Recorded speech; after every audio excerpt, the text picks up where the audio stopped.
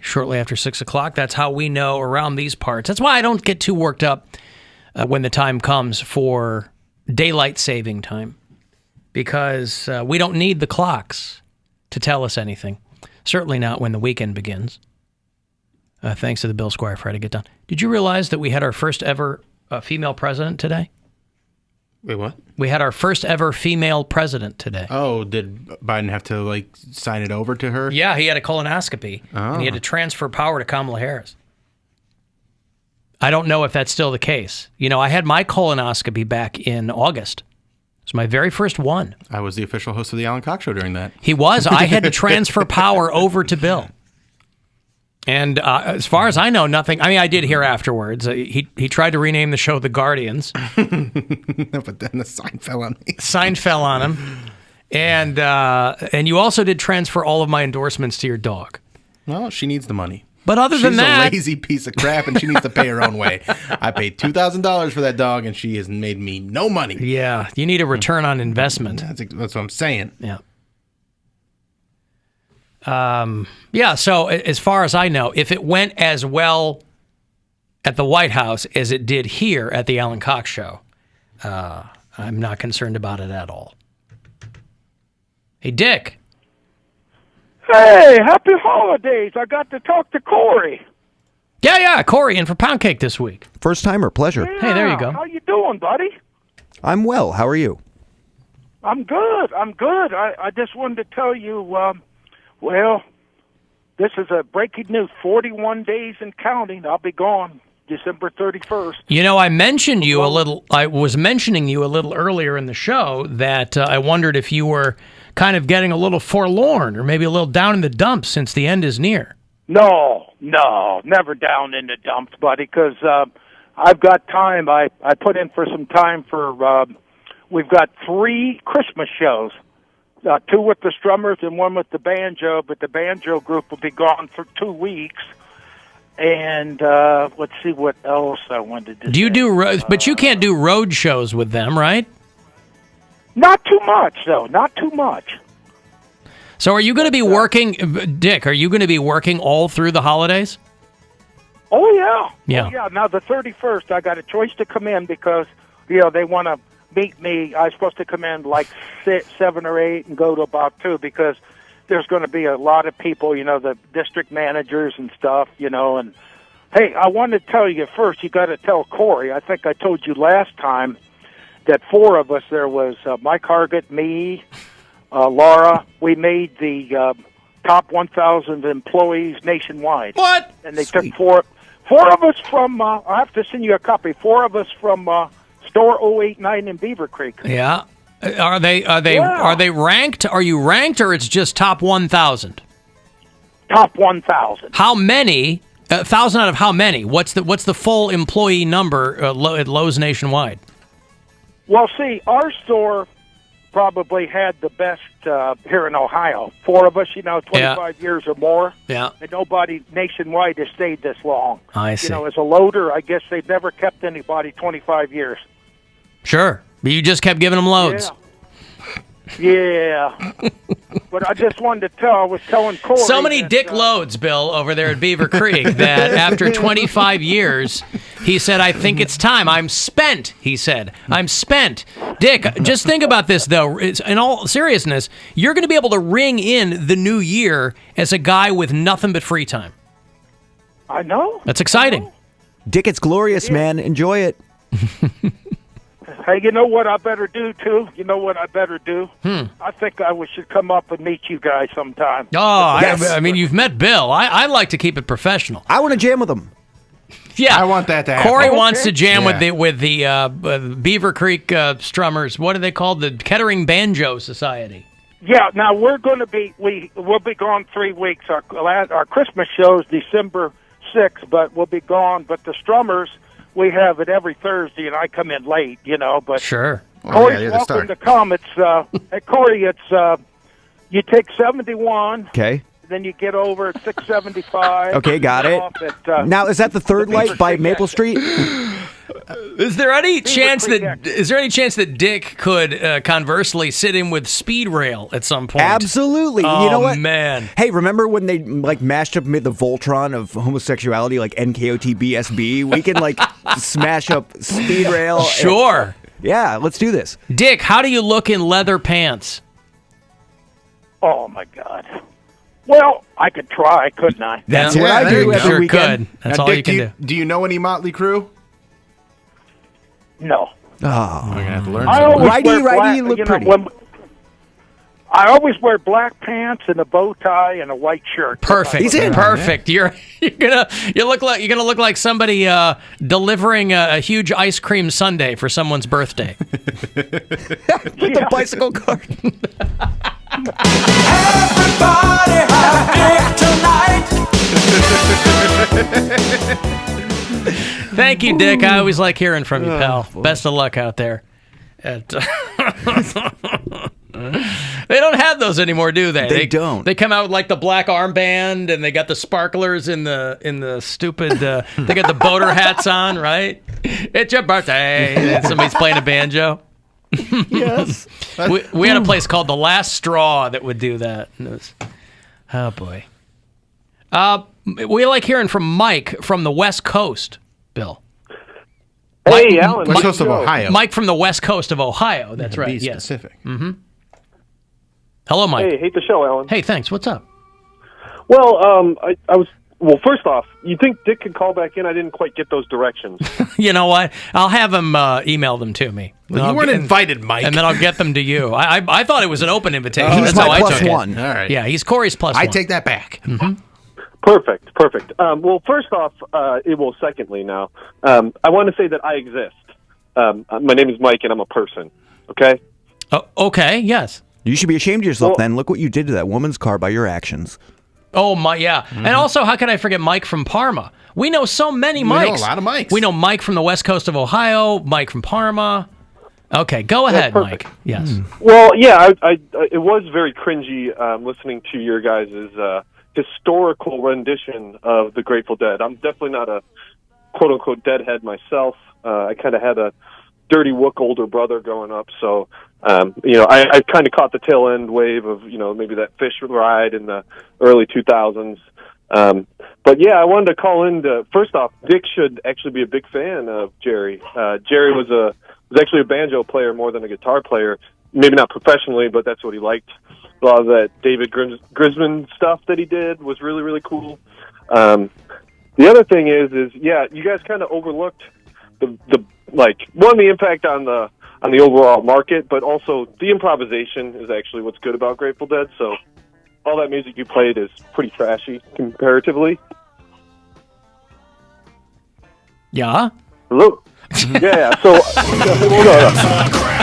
Yeah, right, Yeah, okay. No, I got you. I Yeah. got you. But no, I mean, there's a lot of good renditions out there that you should listen to if you want to listen to that music that doesn't really sound like their studio recordings at all.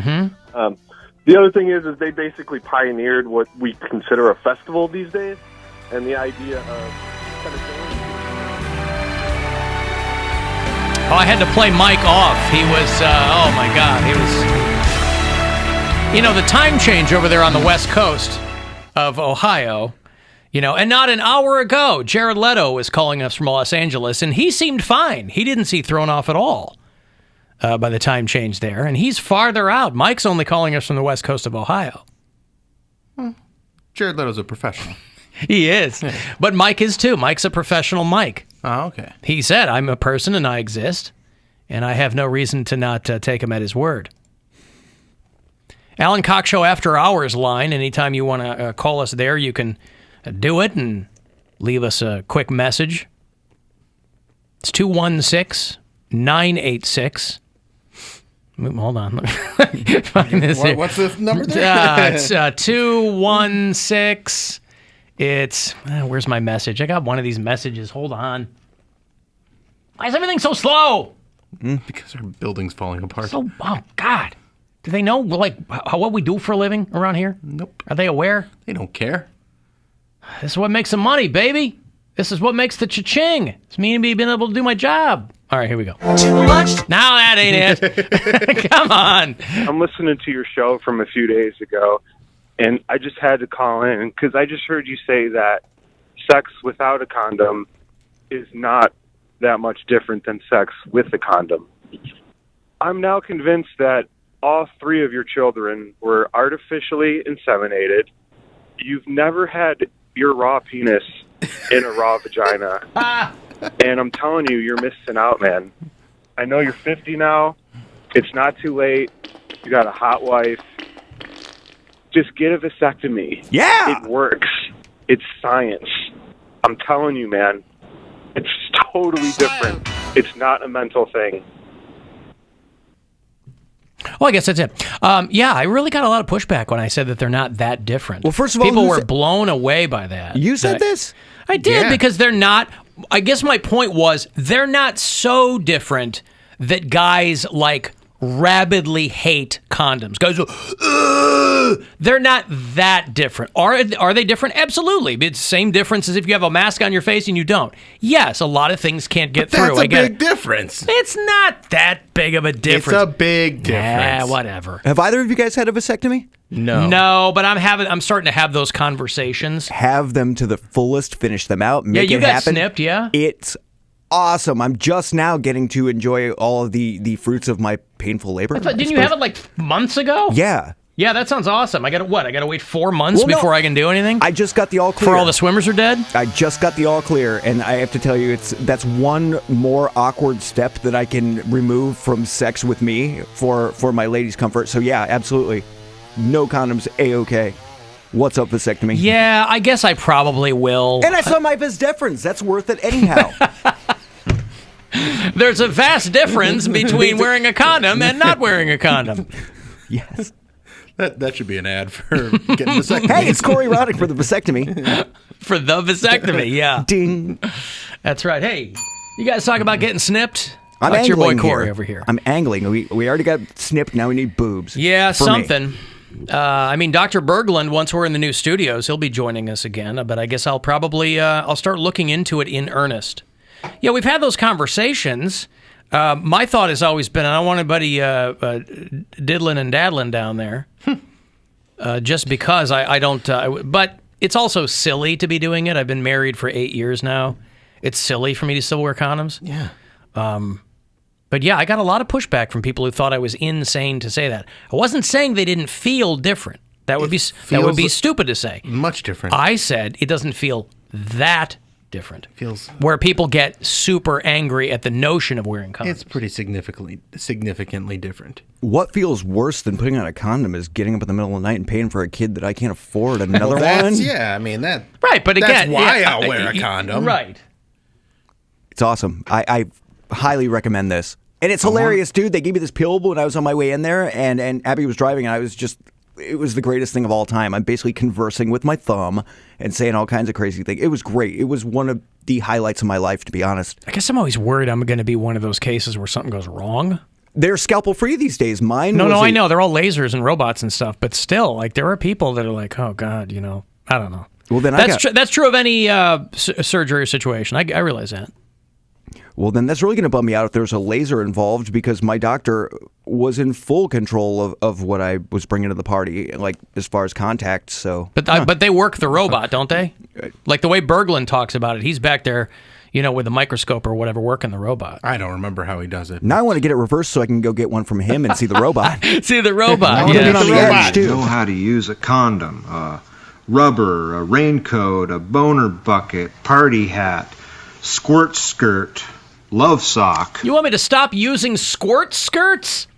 Yes. And love socks? I don't care what you do because it's your penis. Thank you. So do whatever you want, but I just think you should acknowledge that there is a significant, not some difference, it's a significant difference. I am Dr. Penis. I won't cop to that because I've done it both ways. I won't say that it's a significant difference. Well, I think part of that's mental. And I'm stand by that. I think part of it's mental. Okay, but that still because nobody causes the difference. That still makes it a difference. In your mind. In my mind, because... In your mind. I'm talking about on your ween. All right, so if I'm in the rain with just butt naked, I'm going to get wetter than if I'm in the rain with the slicker on. That's an awful analogy. It's the same terrible analogy. thing. No, it's not. Your skin is coming in contact with listen, it. I'm not confused as to the concept of covering things. Right, but it's I'm good. saying the difference does not rise to the level of people who have a white-hot hatred for condoms. Those are dudes who put up a huge fuss because they just don't want to wear them. I was always just happy to get laid anyhow. Of course. Of course. But I'm a single guy using condoms right now. So I still like sex a lot, but it is a significant difference when you don't use a condom. And even if you had a vasectomy and were still single, I'm still, not. Yeah. It would still, it would be, you're taking care of one problem, you're not taking care of all of them. Exactly. And you ain't going to get married again. So you're going to remain a single guy using condoms. No, because So I what's might the get in a problem? relationship with somebody. What's that got to do with it? Well, we got a relationship and we're monogamous and she's on the pill or something. Boo boo. I guess. I mean, you hope she doesn't have something that pops up years later. Well, yeah, you get tested and everything. You'd be safe. Yeah, all right. You'd be safe. No, I get it. Pew, Listen. pew. Pew, pew. Is that what it is? That's what it sounds like. Yeah.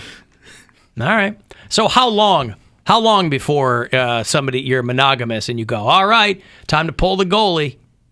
I mean, it all depends on the situation, but yeah, I would say like if we're monogamous, I'd say 3 to 4 hours. Honey, it's been 5 hours since I asked you to wear my ring and my ring only. And I don't mean a Nuva ring. Yeah, okay. Well, listen. That guy has got some thoughts on it. And that's fine. You read about the guy at the airport who was whacking off in the terminal and he said it was a free country and they couldn't stop him? This guy, the TSA walks, he's screaming at the TSA. He's a guy with problems. The guy starts screaming at the TSA. It was in Minnesota, in the Minneapolis-St. Paul airport. Now, is this a First Amendment thing or a Second Amendment thing? Probably a little from column A, a little from column B. Telling TSA agents that he did not have to stop because it's a free country. A 44-year-old Minneapolis man is charged with threatening TSA workers, swinging one of those like metal stanchion posts around at people, taking his clothes off, running around and masturbating in full view of everyone in the terminal. All right. Now, this is I don't have to stop because it's a free country. This is obviously something you shouldn't do. But I will say running and masturbating is kind of impressive. Yeah, I don't know if he was doing it at the same time. Okay, well, yeah, then, probably running and then maybe stopping. But if he was running and masturbating at the same time, I mean, that takes some coordination. Sure. I wonder if he did, and again, if he did it with a condom on, it's gonna be even worse. Well, I don't even think there's a problem, right? He told one TSA employee he was going to kill them, and other officers are like, "Sir, please don't you point that thing at me." Right. And then they tasered him. He's coming right for us. They tasered him, and then they tried to handcuff him, and he took all his clothes off, and said that he began punching and headbutting TV screens, and then taking his clothes off and masturbating. Where was he flying to? I don't know that he was flying to anywhere. He's just running around somewhere, and I don't know we got to get past security, right? Yeah, but I don't know at what stage of the airport he was. Okay. He could have been in, I don't know. Maybe he was standing in arrivals. I'm almost there. I'm almost there. I get it. That's pretty good. Hey, Ed. Yes, sir. Ed, what's going on? Not much, man. Just listening to the show. Yeah, thanks. Heard you guys talking about vasectomy stories, and I worked with a guy years ago that went to the doctor's office to have one done. And I don't know exactly what happened, but the doc got about halfway through it, looked at him and told him, yeah, you're going to have to go to the hospital. I can't finish this here. And had to pack him up and send him to the hospital. Pack him up. He goes, yeah, we're just going to put some gauze in there. Here's a frozen bag of peas. That's basically what they did. Just wrapped him up in gauze and put an ice pack in it, sent him on his way. What, did he find a tumor in there? Why did he stop? He would never tell me what exactly happened, but I'm not exactly sure, but I was crying laughing when he was telling the story. Well, you're a good pal, Ed. This guy's telling this awful story, and Ed's going, ah! Well, it's funny. Ah! Yeah. That's what a good friend, that's how you know they're real friends. Because if they weren't, like Ed's going to laugh at him because it's hilarious. Because he knows he's fine now. Right. But he's okay. He finally got it done, Ed? Oh, yeah. It got finished up, and it took him like a month to heal, but yeah. Right. Okay, thanks, Ed. I appreciate the call there. Thank you. That's a fake laugh. It's real. All right, I got to take a break. I'm going to have another $1,000 for you. Listen for that keyword coming up to go fund yourself at 4:30. I will have Cleveland Monsters tickets for you after this break, the night after Thanksgiving. It's a week from tonight. The Toronto Marlies are going to be in town. We'll get you a couple of tickets to that game. It's the Alan Cox Show.